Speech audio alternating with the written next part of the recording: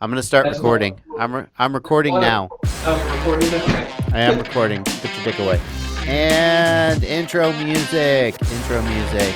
Intro music. I'm Joshua Bardwell, I'm Lance Wallen. and we're gonna do a show because we both like to talk. And we like to talk to each other, and people seem to like to listen to us talk. So we thought we would talk to each other. The most exciting intro ever. Right. This is going to be stuff and things. Stuff and things. Yeah. And we've been talking about the structure of what we might put together if we do this regularly. But we don't really have a structure for this one. We just have some topics we're going to talk about. We're going to see what we do. So We don't even have a name yet. Actually, we don't that would even be have a fun name. thing. We didn't have a name. I think actually, if any, you've got a whole bunch of subscribers already that'll probably do. watch at least the first 10 or 15 minutes of this before At they least, close the at least computer. they won't have tuned out yet. We probably have at least Yeah. 30 more seconds to catch their interest. Take your shirt So off. how about I'll send let's have a mini contest. Let's do throw name suggestions in the comments for Okay. the show. It's going to be guys, both geeks, Name talking suggestions. about Yeah.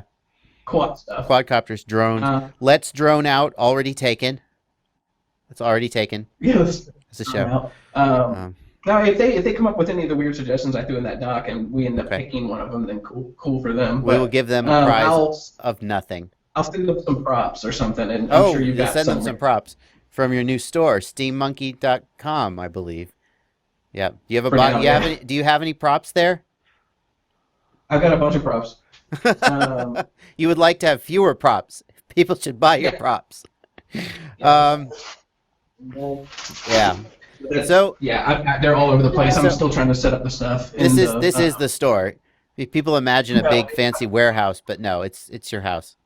No, actually, I have a second building that has all my work, my 3D printers and my laser cutter and CNC machine, and I got all my inventory stuff getting set up We back should there. do It's a- really small. We should do a tour of your 3D printers and your CNC machines, but not today. It's Here's the first topic that I when you suggested doing this, well, the first thing I thought was that I wanted to pick your, because we did an interview series, a relatively long interview, where we talked about batteries, and you know about Right. batteries because in case anybody doesn't know, you ran a vape shop, and you learn about batteries, but when the penalty of a battery blowing up is someone's face getting burned off because you're smoking a vaporizer, and so you know a lot about batteries.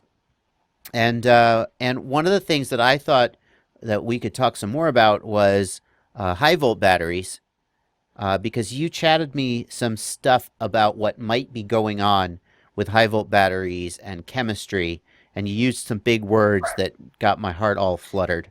And I thought I would ask you to come back to that and say, because when we first talked about high volts, you kind of thought probably they were just bullshit, and maybe they were just top bin regular batteries that were being overcharged with a different sticker on them. But then you came back and you said maybe that's not true.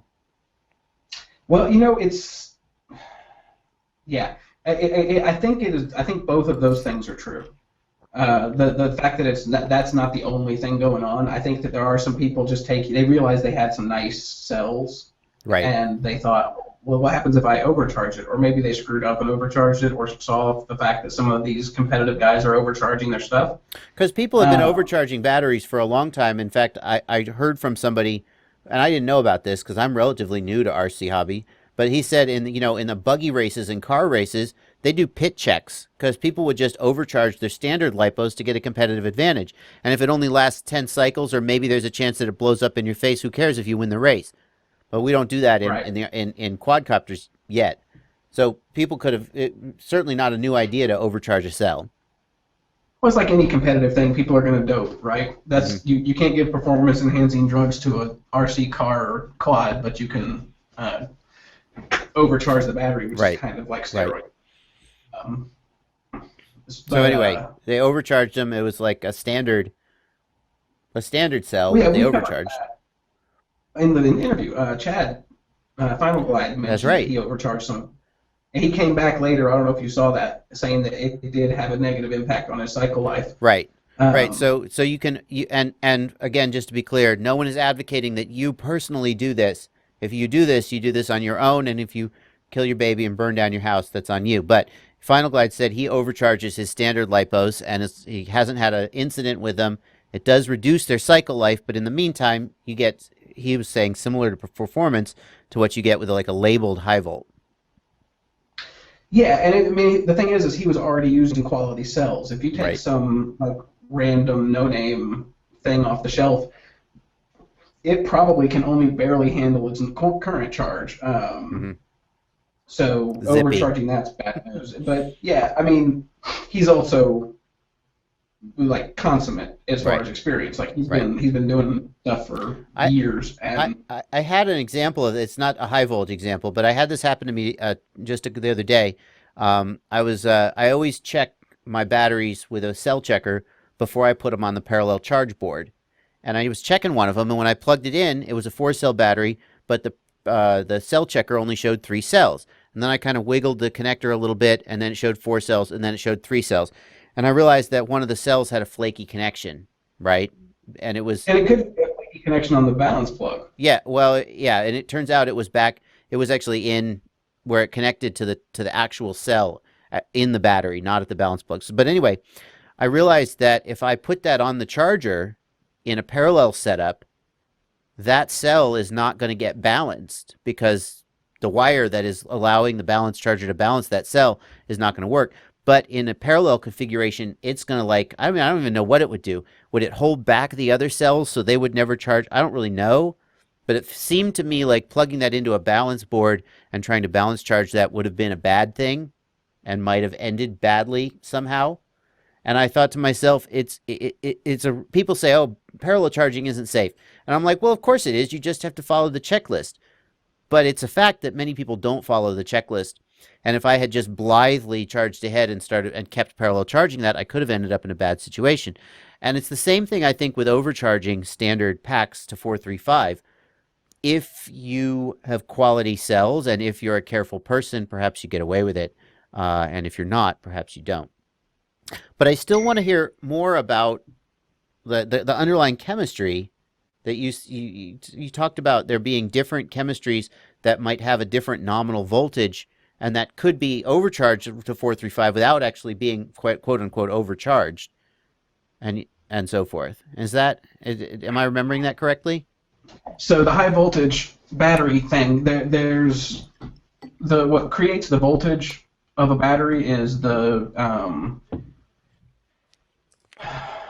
electrode potential of the two materials being used for the cathode and the anode, right? Okay. So the more willing to share electrons between the two that there are, like the more willing to accept on one side and to give up on the other, defines the voltage of the battery. And then the efficiency of construction defines the current load, amongst a billion other things. That's like, Sure.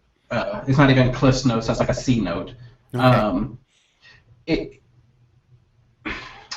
So we're mostly using lithium cobalt batteries, like LiCO. You'll see that most LiPo lithium polymer batteries, which aren't actually polymer batteries, which is also frustrating. They're lithium cobalt. So the chemistry would be lithium cobalt. In 18650s, the batteries like this, you've probably seen videos people using these Right. to make Fat Shark battery packs and stuff. Those have got a variety of chemistries. Lithium cobalt, you've heard of LiFePO, LiFe. Yeah. There you go. Yeah, absolutely. Lithium iron, and they're 3.2 volts. Right. Exactly. Instead of 7. Exactly. So that would be the other direction, right? Right. Most lithium chemistries, they operate at 4.2 nominal. They operate at 4.2 max, 3.7 volts nominal. Right. So nominal meaning, for those that don't know, like whenever you see those battery discharge charts, you always see it kind of starts here and then it goes down here and then it rides and then it goes at Right. the end. Right. Nominal being that chunk in the middle. Right. So lithium manganese, lithium titanide, lithium, like a bunch of, there's other chemistries where they're replacing the cobalt or accentuating the cobalt or adding like different alloys, Right. and that can slightly increase the potential voltage. The problem is it's not stable, so it can't be considered the nominal. So that even the high voltage packs that you see out there, they say you can charge them to 435 or 455 or whatever Revo's doing right now or about to do. Yeah, you can charge them there, but they that first part where they dive down into the nominal range, it's still there. You get an initial burst, and you're talking with the way we run a battery, I would say absolute max a minute. Absolute max, where you're getting something above a standard nominal. I'm expecting closer to like 30 seconds where you're getting. You say that, and there's some truth to that. That the discharge curve of a high volt, it's not simply an extra whatever 0.35, 0.15 volts across the board compared to a standard LiPo. Right. If you look at it, you'll see that at the beginning of the discharge, it has higher volts, and then towards the end, it sort of evens out. That being said, in my informal testing, I found that the high volt, this was flight testing, so it was not repeatable in the same way that bench testing is. But I found that the high volt pack was faster through to the end than the standard one for whatever reason. I bet, and I can explain why. Yeah. Because of the better whatever. There's two things that I know of, and I'm not speaking as someone who is absolutely sure because I can't get any information from battery manufacturers. Right. There's two things that I know of in my experience that can create a battery that will be okay to charge to higher voltages. Okay. Better chemistry. Right. And better construction. And better construction meaning ceramic coated electrodes. I'm brain farty. I always get cathode nanos backwards, but I'm left-handed. You have to excuse that. And the ceramic coated electrode, the graphene, the use of doped graphene, the use of silicon, right, silicon graphite instead of just plain old graphite or graphene. Right. Those things all create a better environment for electron storage, electron motion. The other big word. I think what you're getting at is that the same things that make it safe and possible to overcharge a battery from 4.2 to 4.35 can also have performance-enhancing advantages in other ways. That's what it. So lithium manganese batteries, like the super high volt, or not high volt, super high current 18650s that you can get, and super high current for a lithium cylinder cell is like 30, 40 amps. Right. And they're the most advanced batteries on the market. So the fact that people are saying we can get 80 amps out of a LiPo, sorry, right, you're killing them. But right. I think we know we're killing them. We just don't care. They're so, even like the responsible battery manufacturers are so over-speccing their stuff. But yeah, I just got. Where is it? It's an SMC True Spec Extreme 1400, and they say True Spec because they have a formula that they got off. They got it off of RC groups, like everything. But I like that because it's a third-party standard formula, and you essentially take the internal resistance of the lowest cell and you run it through the formula, and it gives you a true amp rating that you could continuously pull from the battery without significantly damaging the battery. And this one is True Spec rated at 45 amps. Ask anyone at NASA how well using math to determine what a chemical and physical reaction will do. All right, that's fair. I'm just happy that someone is attempting to be honest and attempting to be methodical about it. Because how everybody else is. I appreciate that. Here's one of our counterpoint things, right? Yeah, go ahead. That's a buzzword. They picked up a thing off of RC groups that's a formula, which is a community-based accepted fact. And community-based knowledge tends to lead towards a couple of different things. Well, yeah. Organized religion and bad science. So I don't know the underlying research. And I don't want to assume, or I don't want to stipulate that there isn't any. I don't know. I do know the underlying research. It is a baseline for an expected result that gets used in battery manufacturing before the test that actually dictates what it's capable of. Right.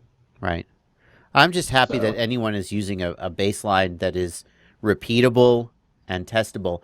If SMC sells me a battery with a true spec rating of 45 amps, I can stick it on my charger and I can measure the internal resistance. And obviously, there's all kinds of quirks with measuring internal resistance. You know, the temperature has to be right, et cetera, et cetera. But I can measure the internal resistance and I can see if it has the result that I was promised. And that's something you really can't do. What's that now? True spec. The true spec, what they're doing is the thing that LiPo manufacturers don't do, which is bend cells. Right. So they're getting cells that have a base internal, because like that's the thing that happens during cell construction. That's right. Is the cell comes out, it gets tested, and that's where that formula comes into play. They go, okay, this one has internal resistance of blah, so it should be capable of this. Right. Right. But the thing is if they're not cherry picking cells, whoever's giving them those cells or wherever they're getting those cells, if a few came off the line at that resistance and they go, okay, this line produces that battery. Right. They're not picking and testing every single one. Well, I don't know. I can't speak for SMC. I don't know what their practices are internally, but the name of the company is Superior Matching Concepts, which presumes that they're going out of their way to do good matching of cells. So if anybody's doing that, at least giving the impression that that's what they're doing, that they're going out of their way to have properly matched and checking the internal resistance and so on. In fact, when you get them... Yeah, I don't want to poo-poo on them or anything. I'm just saying, like, I've gotten jaded... I'm jaded by the whole concept of LiPo manufacturers in general right now. Yeah, I hear you. So which I think what you're getting at is that there are things that can be done in the chemistry to make a battery either have a higher nominal voltage or be safe to charge to a higher maximum voltage, and those things can have a performance enhancing effect on the battery. And perhaps now, there's no increased nominal. I don't believe there's an increased nominal battery out there. Well, so what's... Go ahead. Even the HD packs that I'm seeing are still being labeled as 3.7 or 3.8 nominal. No, but I don't think so, because I mean, like here, 15.2, right? That's not nominal. That's charge. No. Right? No, 15.2. The charge, it's at whatever 17 point something. Right, exactly. So that's what I'm saying. It has a higher. It's got a higher nominal, or at least it's claiming to. 3.7, 3.8. That's whatever. I mean, 3.6. Like lithium cobalts are supposed to be 3.6. Yeah. Technically, but like in battery industry standard, lithium cobalt's a 3.6 nominal battery. I guess I assumed that and of course it's a label on a pack, so it could be nonsense. But I assumed that the manufacturer, by labeling this 15.2, was indicating that the cell chemistry had a higher nominal voltage. Or at least that's what they meant to indicate. Whether it's, again, true or not, I don't know. So run that one through your informal test. Yeah. And see, can you, I don't remember on your test, did you map the battery discharge curve? No, I didn't do a discharge curve. Okay. What's that site?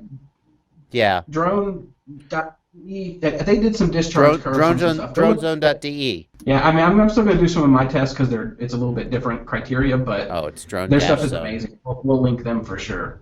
Yeah, I'm trying to bring them up right now.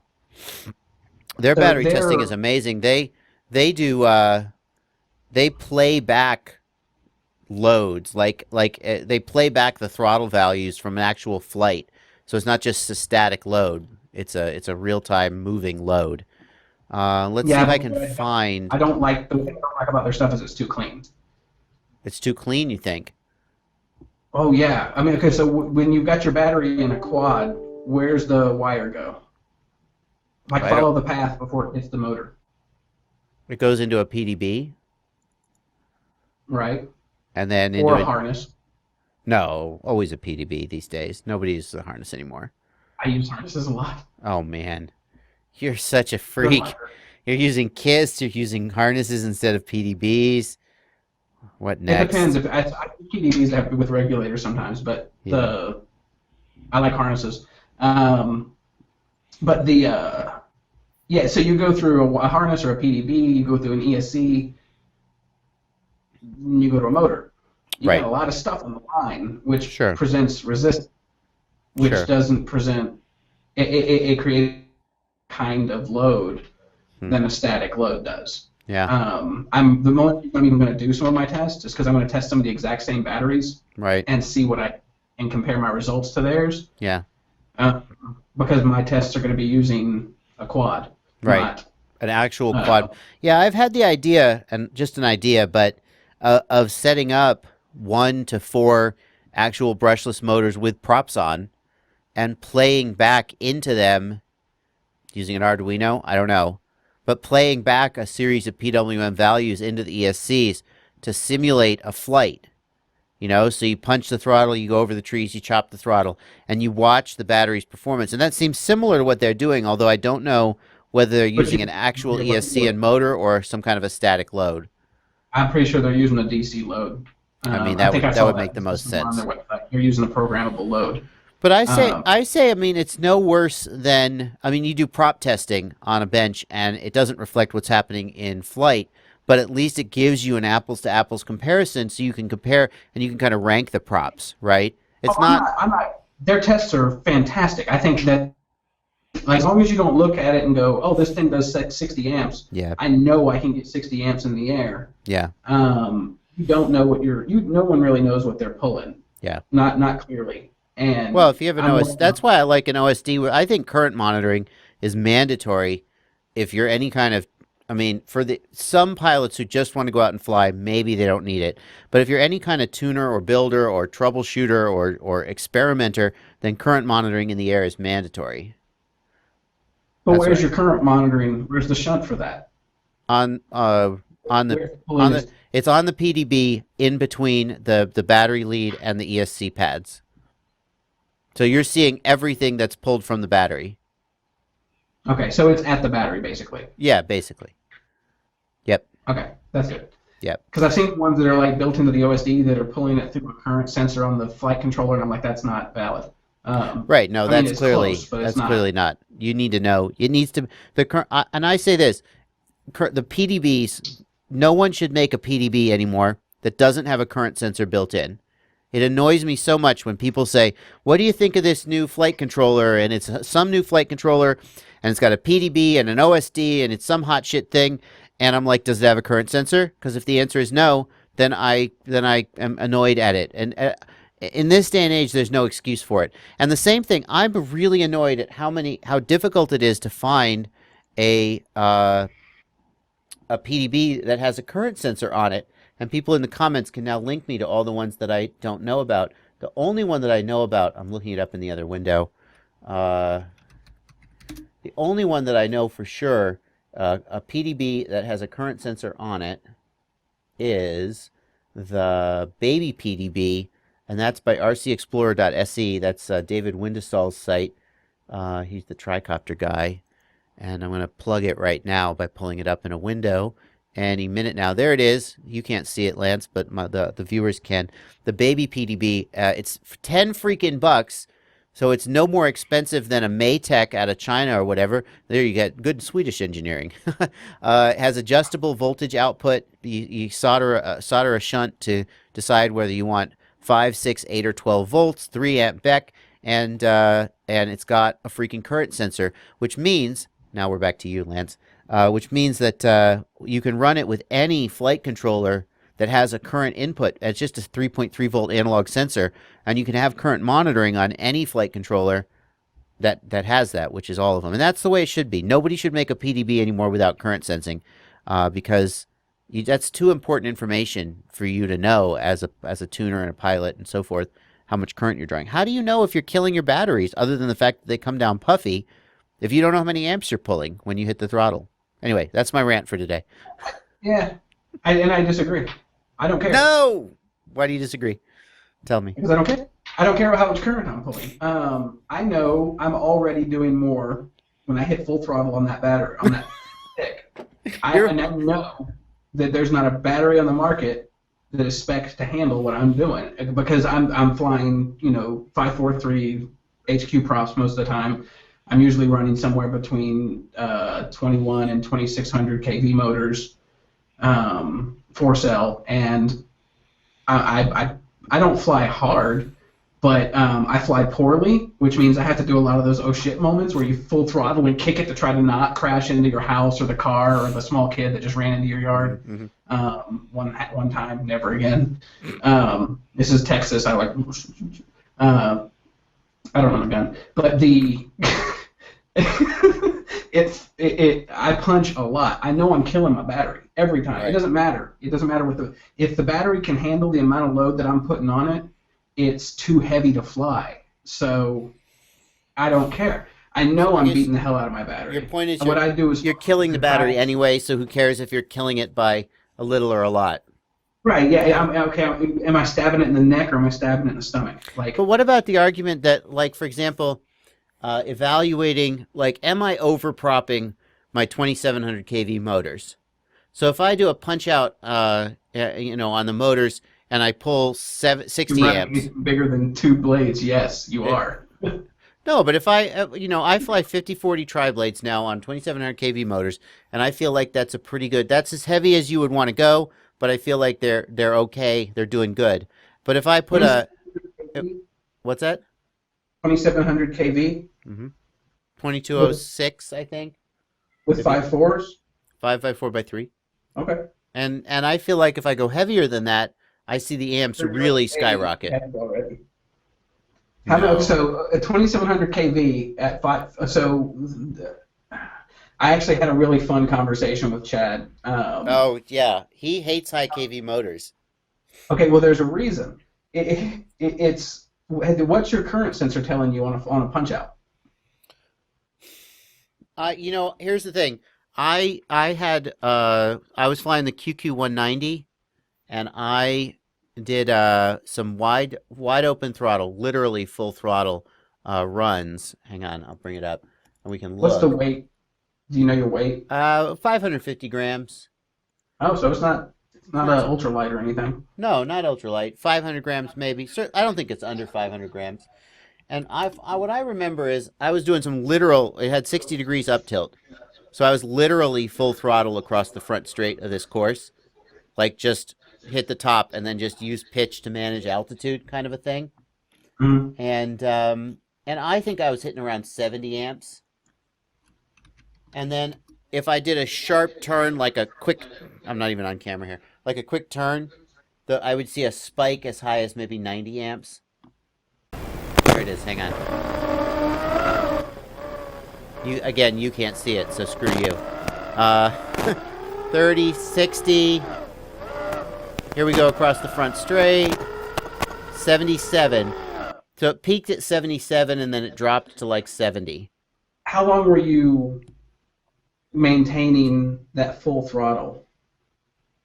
A Like couple and seconds. getting a consistent, like how long did you see a consistent reading of one of your high amps?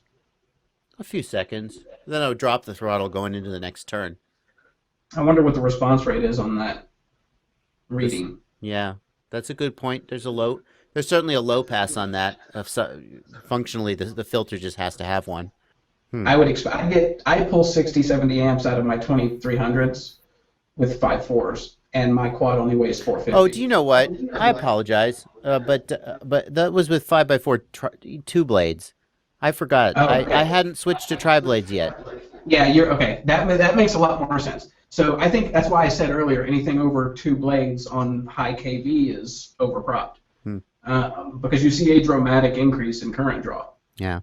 If we look at, well, I can't find it. There's a guy who does thrust testing, wuzzlepunked.de, but I can't find his actual site. And he shows that there's not the big jump. I mean, there is a jump when you go. There is a jump when you go from say 5x4 two blades to 5x4 three blades, but there's not a massive jump until you go to In the heavier thrust or in props. current?